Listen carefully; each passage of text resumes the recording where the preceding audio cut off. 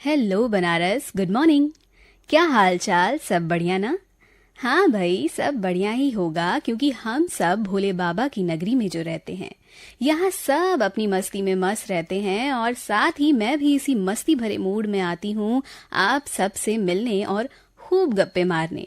आपकी होस्ट और दोस्त नेहा सिंह। दोस्तों, पता है मन में एक बात चल रही थी तो सोचा आप सबसे शेयर करूं कि लाइफ में कभी कभी कुछ चीजें कितनी आउट ऑफ कंट्रोल हो जाती हैं ना, जैसे कि हमारा गुस्सा। जी हाँ, किसी भी भावना को जरूरत से ज्यादा जाहिर करना भी नुकसानदायक होता है। पता है, गुस्सा ना हम सबका सबसे बड़ा दुश्मन है। अक्सर हम बहुत अधिक गुस्से में होने पे वो सब कह जाते हैं जिसे हमें बाद में पछतावा होता है। गुस्सा ना अक्सर हमारे कई रिश्तों को भी बिगाड़ देता है, जैसे माता पिता का बच्चों पर अधिक गुस्सा करना, कपल का एक दूसरे पर या दफ्तर में अपने सहकर्मियों पर हद से ज्यादा गुस्सा करना कभी कभी डेंजरस हो सकता है। गुस्से में अक्सर हमारी सोचने समझने की शक्ति कम हो जाती है और साथ ही गुस्से में लोग कई ऐसे कदम उठा जाते हैं जो गलत साबित हो सकते हैं। अगर आप किसी भी रिश्ते में हद से ज्यादा गुस्सा दिखा जाएं और कुछ ऐसी बातें कह जाएं जो आपके रिश्ते को खत्म कर जाए तो ऐसे में अपने गुस्से पर कंट्रोल करना आना चाहिए। दोस्तों, पता है गुस्से को कम करना या कंट्रोल करना भी हमें आना चाहिए, जिसे कई तरीकों से किया जा सकता है। जैसे कि बहुत ज्यादा गुस्सा आने पे चुप रहना सीखे, क्योंकि गुस्से में गलत बात कहने से अच्छा है शांत हो जाना। जब आप कुछ बोलेंगे ही नहीं तो विवाद की स्थिति ही नहीं आएगी और वही मामला शांत हो जाएगा। और अगर बोलना ही है तो सोच समझ कर ही कुछ बोले। साथ ही जगह बदल लेना भी एक अच्छा ऑप्शन है। जब बहुत ज्यादा गुस्सा आए ना तो किसी खुली जगह पर चले जाएं, जैसे गार्डन या छत पर। अकेले में फ्रेश एयर में गहरी सांस लें और गुस्सा शांत करें। म्यूजिक सुने अपनी पसंद का, या गुस्से को कंट्रोल करने का ना सबसे अच्छा तरीका है मेडिटेशन। रोज थोड़ा मेडिटेशन के लिए भी समय निकालें भाई। ये तो रही खुद के गुस्से को कंट्रोल करने की कुछ बातें, तो इसी के साथ थोड़ा एंटरटेनमेंट हो जाए with this beautiful track. Stay tune. Welcome back Banaras. एक बार फिर से स्वागत है आप सबका गुड मॉर्निंग बनारस के इस एपिसोड में, सिर्फ आपकी वाणी आकाशवाणी पर। स्टूडियो की घड़ी में हो रहे हैं इस वक्त 7:06। तारीख है आज 12 सितंबर सन 2023 और दिन है मंगलवार का। तो चलिए करते हैं शुरुआत और देखते हैं क्या हो रहा है देश दुनिया और अपने शहर बनारस में खास। बीते दिन यानी कल 11 सितंबर को वसंत कन्या महाविद्यालय कमक्षा वाराणसी के तत्वाधान में तुलसीदास एवं नंददास जयंती के उपलक्ष्य में तुलसीदास जी का जीवन दर्शन एवं नंददास और उनका भमर गीत विषयक संगोष्ठी का आयोजन किया गया, जिसमें मुख्य अतिथि काशी हिंदू विश्वविद्यालय हिंदी विभाग के अध्यक्ष प्रोफेसर वशिष्ठ द्विवेदी अनूप एवं विशिष्ट अतिथि सहायक आचार्य डॉक्टर प्रभात कुमार मिश्रा थे। कार्यक्रम का शुभारंभ एवं स्वागत वक्तव्य प्राचार्य प्रोफेसर रचना श्रीवास्तव द्वारा किया गया। वाराणसी के राजकीय औद्योगिक प्रशिक्षण संस्थान करौदी में जॉब मेला का आयोजन आज यानी कि 12 सितंबर को किया जाएगा। इस मेले में कई सारी बड़ी कंपनियां युवाओं को जॉब ऑफर करेंगी। हाई स्कूल पास और अलग अलग सब्जेक्ट्स में डिप्लोमा किए स्टूडेंट्स इस जॉब फेयर में भाग ले सकते हैं। इस आयोजन का समय होगा सुबह 10 बजे से लेकर शाम 5 बजे तक। काशी सांसद सांस्कृतिक महोत्सव जो 1 सितंबर से शुरू हो चुका है, इसमें बड़े पैमाने पर सहभागिता देखी जा रही है और नई प्रतिभाओं को एक नया मंच उपलब्ध हो रहा है। तो ये रहा देश दुनिया और अपने शहर का हाल समाचार। और आइए अब जानते हैं आज के दिन यानी कि 12 सितंबर का इतिहास। भारत और देश दुनिया के इतिहास में 12 सितंबर के दिन काफी ऐतिहासिक घटनाएं दर्ज हैं। 1873 में आज ही के दिन पहला व्यावहारिक टाइपराइटर ग्राहकों को बेचा गया। साथ ही आज ही के दिन 1909 में जर्मन रसायन शास्त्री फ्रिट्ज हॉफमैन ने सिंथेटिक रबर का पेटेंट हासिल किया। आज ही के दिन 1910 में शास्त्रीय संगीत कार्यक्रम के प्रदर्शन में सबसे बड़े पैमाने पर कोरल वर्क्स में से एक गुस्ताव महलर की सिम्फनी नंबर 8 का पहला म्यूनिक में प्रदर्शन किया गया था।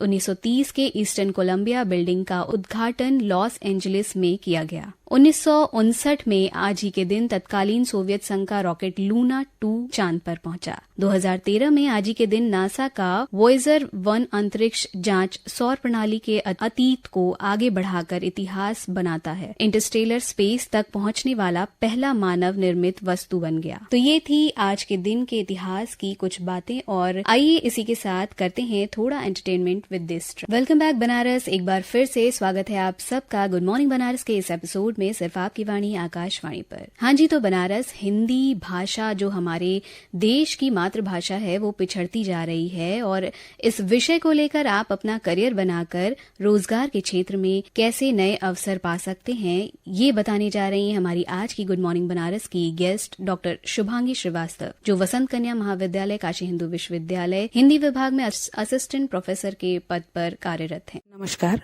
एक भाषा के रूप में हिंदी न सिर्फ भारत की पहचान है, बल्कि यह हमारे जीवन मूल्यों, संस्कृति एवं संस्कारों की सच्ची संवाहक, संप्रेषक और परिचायक भी है। बहुत सरल, सहज और सुगम भाषा होने के साथ हिंदी विश्व की संभवतः सबसे वैज्ञानिक भाषा है, जिसे दुनिया भर में समझने, बोलने और चाहने वाले लोग बहुत बड़ी संख्या में मौजूद हैं। यह विश्व में तीसरी सबसे ज्यादा बोले जाने वाली भाषा है, जो हमारे पारंपरिक ज्ञान, प्राचीन सभ्यता और आधुनिक प्रगति के बीच एक सेतु भी है। हिंदी भारत संघ की राजभाषा होने के साथ ही 11 राज्यों और 3 संघ शासित प्रदेशों की भी प्रमुख राजभाषा है। संविधान की 8वीं अनुसूची में शामिल अन्य 21 भाषाओं के साथ हिंदी का एक विशेष स्थान है।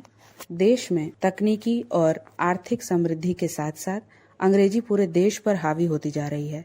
हिंदी देश की राजभाषा होने के बावजूद आज हर जगह अंग्रेजी का वर्चस्व कायम है। हिंदी जानते हुए भी लोग हिंदी में बोलने, पढ़ने या काम करने में हिचकने लगे हैं।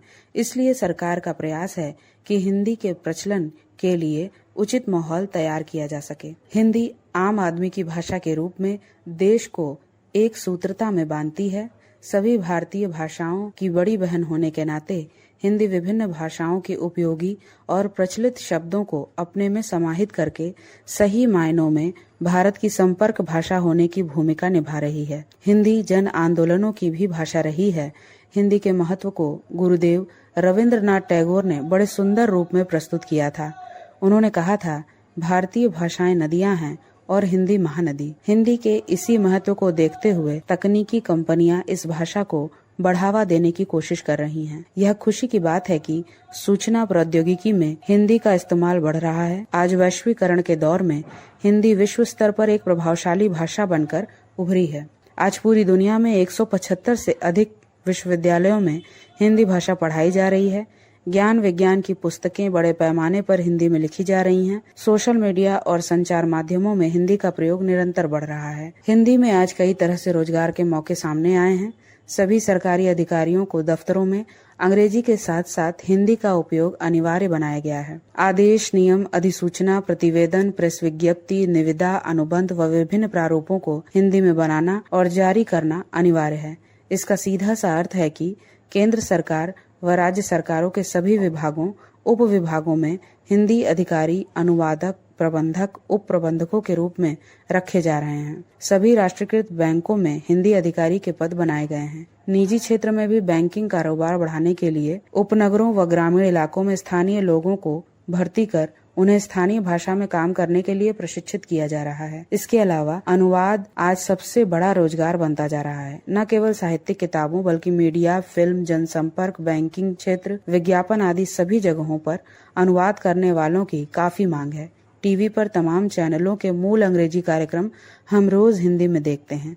दर्शकों और पाठकों को यह सुविधा अनुवाद के जरिए ही मिलती है। इसलिए आज अंग्रेजी और अन्य भाषाओं से हिंदी में अनुवाद की बहुत मांग है। विज्ञापन आज के मानवीय जीवन का अभिन्न हिस्सा बन चुका है। आधुनिक इलेक्ट्रॉनिक माध्यमों ने विज्ञापन के व्यवसाय में एक तरह की क्रांति पैदा कर दी है, जिसका बोध हमें विगत वर्षों में विज्ञापन पर लगातार बढ़ते जा रहे भारी भरकम खर्च से पता चलता है। बड़े बड़े उद्योग समूहों का कामकाज भले ही अंग्रेजी में चलता हो, लेकिन इन कारपोरेट दफ्तरों में हिंदी भी पूरे सम्मान के साथ मौजूद है। अंग्रेजी का ज्ञान अनिवार्य है, लेकिन हिंदी जानने वालों के लिए खास जगह और तरक्की के सुनहरे मौके हैं। ज्यादातर जनसंपर्क कंपनियां ही कम्युनिकेशन यानी जनसंपर्क का काम करती हैं। यह जानकर हैरानी होगी कि 2016 में देश में संपर्क कंपनियों का कारोबार 1120 करोड़ का रहा है और 2020 तक बढ़कर 2100 करोड़ रुपए का होने का अनुमान है। जाहिर है हिंदी वालों के लिए यह एक सुनहरा क्षेत्र है, इसलिए इसमें कोई संशय नहीं कि हिंदी में है दम और इस हिंदी के दम पर हम दुनिया में परचम लहरा सकते हैं। धन्यवाद। बहुत बहुत धन्यवाद आपका मैम हमारे साथ जुड़ने के लिए। इसी के अलावा बनारस आप हमें FB और फेसबुक यानी कि इंस्टा और पे फॉलो नहीं कर रहे हैं तो जाइए और ऑल इंडिया रेडियो वाराणसी के पेज को फॉलो करिए और हमारे कंटेंट्स को लाइक कीजिए, शेयर कीजिए, कमेंट्स कीजिए। इसके अलावा हमारा यूट्यूब चैनल AIR वाराणसी जो है उसे सब्सक्राइब कीजिए क्योंकि अब तो उस पे कई और सारे कार्यक्रमों का लुत्फ आप उठा सकते हैं। तो बस अब मैं चलती हूँ, आपसे इस प्रोग्राम से विदा लेती हूँ। मिलूंगी आपसे 8:45 पर मधुरिमा के साथ और अब से थोड़ी ही देर में यानी 7:20 से प्रादेशिक समाचारों का सिलसिला जारी रहेगा जिसे हम अपने लखनऊ केंद्र से रिले करेंगे। आपकी होस्ट और दोस्त स्नेहा करती है टाटा बाय, स्वस्थ रहिए, मस्त रहिए और सुनते रहिए आपकी वाणी आकाशवाणी।